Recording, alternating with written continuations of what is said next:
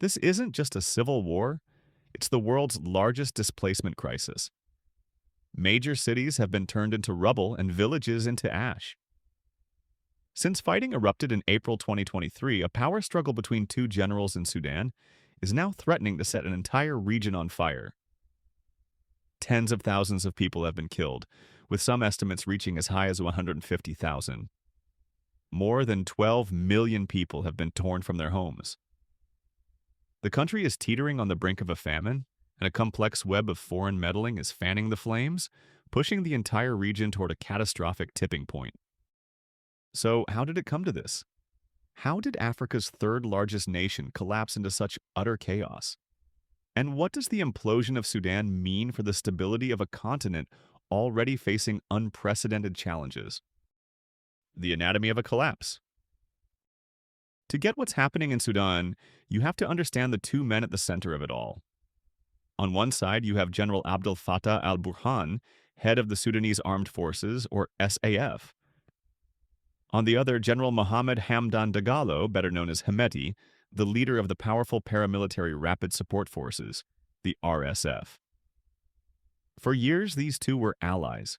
Hemeti, who went from a traitor to one of Sudan's most powerful figures, was a key enforcer for the longtime dictator Omar al-Bashir. The RSF actually grew out of the infamous Janjaweed militias, notorious for their brutality in the Darfur conflict back in the 2000s. In 2019, a popular uprising toppled al-Bashir, and for a brief moment it looked like a democratic future was possible. But that hope was shattered in 2021 when Burhan and Hemeti teamed up in a military coup, seizing power for themselves.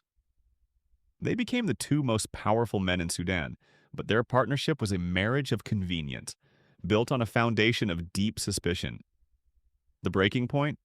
A plan to merge the massive RSF into the regular army. Hemeti feared losing his power. Burhan feared his rival's growing strength. In April 2023, that tension finally exploded into open war on the streets of the capital, Khartoum. What came next was a shockingly swift and brutal descent into a humanitarian catastrophe. Major cities became unrecognizable war zones. Civilians were caught in the crossfire, and both the SAF and RSF have been accused of committing atrocities and horrific human rights violations. The U.S. State Department has even determined that the RSF is responsible for acts of genocide in the Darfur region, where Arab militias have systematically targeted non-Arab communities, especially the Masalit people. In just the capital of West Darfur, it's estimated that up to 15,000 people were killed, a terrifying echo of the region's bloody past. Today, the very infrastructure of a modern state has all but vanished. Nearly three-quarters of all health facilities in the country have shut down. Schools have been destroyed, leaving an estimated 19 million children with no education. The economy has been completely decimated, and as the war grinds on, a far more silent killer has taken hold: starvation. The human cost, a famine in the making. The scale of the hunger crisis in Sudan is almost impossible to comprehend. More than half the population, about 25 million people, is facing acute food insecurity. While a full-scale famine has not been officially declared by international bodies, that's a technicality. In parts of the country, people are already dying from starvation and the deadly mix of malnutrition and disease. Where aid is blocked, people are resorting to eating animal feed and wild roots just to survive. UNICEF reports that children are being reduced to just skin and bones. More than 3 million children under 5 are expected to suffer from acute malnutrition this year, with over 700,000 facing the most severe, life-threatening form. Mothers walk for days with their starving children, only to find clinics that have run out of therapeutic food. Making everything worse is the collapse of the sanitation and healthcare systems. With water treatment plants destroyed, people are forced to drink unsafe water, leading to explosive outbreaks of disease like cholera, which is sweeping across the country and claiming thousands of lives. These outbreaks are nearly impossible to control in overcrowded displacement camps, where basic hygiene is a luxury and medical care is a distant memory. Aid organizations are facing a perfect storm. Not only is the humanitarian effort criminally underfunded, but just delivering aid is a life or death mission. Both the SAF and RSF are accused of weaponizing aid, deliberately blocking access to territories controlled by the other. Convoys are attacked, and aid workers have been killed. For millions of Sudanese, help is simply not coming. One UN official called it a moral failure, a crisis where the world's inaction is costing lives every single day. But this war's impact doesn't stop at Sudan's borders. The flood of humanity escaping this hellscape is just the beginning of a much larger storm. The ripple effect, a continent under strain. The war in Sudan has created the world's largest displacement crisis. The numbers are just staggering. In a nation of about 51 million people, more than 12 million have been driven from their homes. Of those, nearly 4 million have fled the country entirely, pouring into neighboring nations that were already dealing with their own deep-seated crises. This isn't just another refugee crisis. It's a massive, destabilizing wave of human suffering that threatens to swamp its neighbors. Take Chad, one of the poorest countries on the planet. It has absorbed nearly 1 million new Sudanese refugees since the war began, many fleeing the ethnic slaughter in Darfur with nothing. They arrive in remote, arid regions where food and water are already scarce, putting immense pressure on local communities. For a country where over 40% of its own people live in poverty, this is an unsustainable burden. To the south, the situation is just as grim. South Sudan, a country still bearing the scars of its own civil war, has seen hundreds of thousands of people stream across the border, a mix of returning South Sudanese and new Sudanese refugees. This influx is reversing years of painstaking progress towards stability, sparking new conflicts over scarce resources. The war has also crippled South Sudan's economy by disrupting trade and the oil pipelines that run through Sudan. It's the same story across the region. Egypt, Ethiopia, Libya, and the Central African Republic are all struggling with the spillover. The influx strains public services, fuels economic hardship, and worsens old tensions. But the ripple effect goes beyond the humanitarian crisis. The collapse of order in Sudan is creating a dangerous security vacuum, turning its vast, porous borders into highways for weapons, fighters, and extremists. The domino effect, militarization, and proxy wars. This conflict isn't contained. It's actively militarizing the entire region.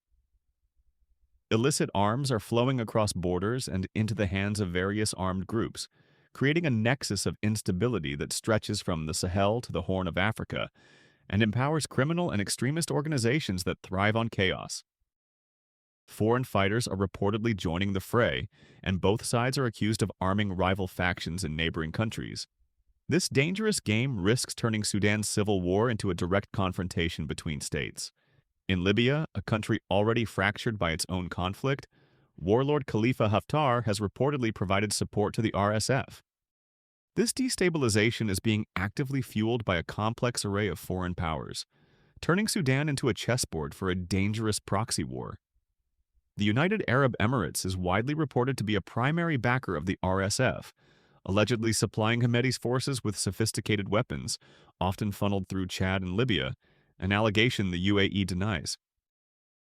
On the other side, the SAF has reportedly received support from Egypt, which is terrified of the spillover on its southern border. Iran has also supplied the SAF with drones, while Russia is eyeing a strategic prize: a naval base at Port Sudan, which would give Moscow a major foothold in the Red Sea. This outside meddling has created a diplomatic deadlock. Peace talks have gone nowhere because the warring generals, emboldened by their foreign backers, both believe they can still win on the battlefield.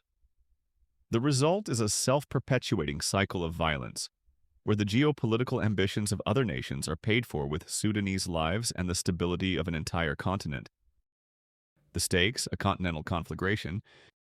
Why does this one conflict threaten an entire continent? Because Sudan isn't just any country.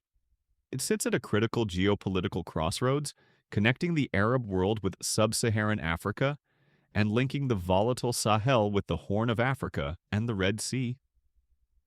A failed state in Sudan doesn't stay a local problem. it becomes a black hole of instability that threatens to pull its neighbors in. The risks are existential. First, there's the very real danger of the conflict escalating from a proxy-fueled civil war into a full-blown regional war. A single miscalculation could ignite a wider conflict, engulfing a region already home to fragile states like Chad, South Sudan, and Ethiopia. Then there's the humanitarian nightmare. As famine-like conditions spread and diseases rage, the death toll will continue its horrifying climb. The world's largest displacement crisis will only grow, pushing millions more desperate people across borders and straining a global humanitarian system that's already stretched to its breaking point. And perhaps the most insidious risk is the vacuum this war creates.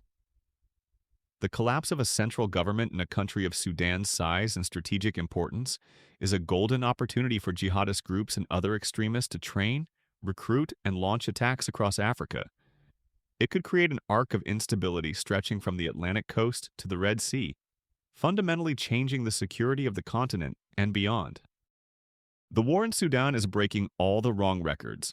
The world's largest displacement crisis, one of its worst hunger crises, and a catastrophe fueled by both internal rivalries and external ambitions.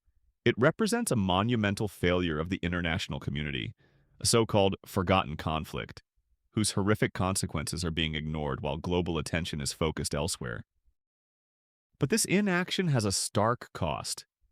It's paid by the child dying of malnutrition in Darfur, by the family fleeing terror in Khartoum, and by the neighboring countries struggling to cope with a crisis they didn't create. The collapse of a nation the size of Sudan creates shockwaves felt across the globe, impacting everything from regional security and migration to global trade. What is happening in Sudan is a test of our collective conscience. Allowing it to completely unravel is not an option. The path forward begins with renewed international pressure, a unified push to stop the flow of weapons that fuel the war, and a massive scaling up of humanitarian aid to save lives. Without that, we are not just watching a country die. We are watching a fire spread, one that threatens to consume the stability of an entire continent